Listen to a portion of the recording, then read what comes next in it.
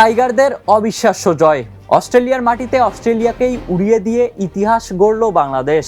Darwin টেস্টে প্রথম দিন থেকেই দাপট দেখানো শান্ত মিরাজরা শেষ পর্যন্ত তুলে নিল ৯ উইকেটের দুর্দান্ত জয়। মাত্র ৫৭ রানের লক্ষ্য পেয়েই শুরুতেই তানজিদ তামিমের উইকেট হারালেও জয় পেতে আর কোনো বিপদ হয়নি টাইগারদের। ডারউইন টেস্টের শুরুটা হয়েছিল হাসান মাহমুদের আগুনে বোলিং দিয়ে। প্রথম ইনিংসে অস্ট্রেলিয়াকে মাত্র ১৯৮ রানে গুটিয়ে দেয় বাংলাদেশের বোলাররা। হাসান মাহমুদ একাই নেন ৬ উইকেট, সঙ্গে তাসকিন আহমেদ ও ইবাদত হোসেন নেন ২টি করে উইকেট। জবাবে ব্যাট হাতে ইতিহাস লেখে বাংলাদেশ।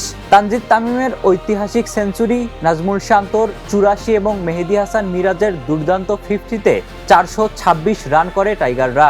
অস্ট্রেলিয়ার বিপক্ষে প্রথম ইনিংসে আসে ২২৮ রানের বিশাল লিড। দ্বিতীয় ইনিংসেও অজিদের ওপর চাপ ধরে রাখে বাংলাদেশ। হাসান মিরাজ ও তাইজুলের বোলিংয়ে একের পর এক উইকেট হারায় স্বাগতিকরা। মেহেদী মিরাজ তুলে নেন ৫ ক্যামেরন গ্রিন সেঞ্চুরি করেও দলকে বাঁচাতে পারেননি। শেষ পর্যন্ত অস্ট্রেলিয়া অল আউট হয় ২৮৪ রানে, আর বাংলাদেশের সামনে লক্ষ্য দাঁড়ায় ৫৭ রান। সেই লক্ষ্য মাত্র ১ উইকেট হারিয়েই পেরিয়ে ইতিহাসের পাতায় নাম লেখায় টাইগাররা। Ishtiaq Mahin, the news.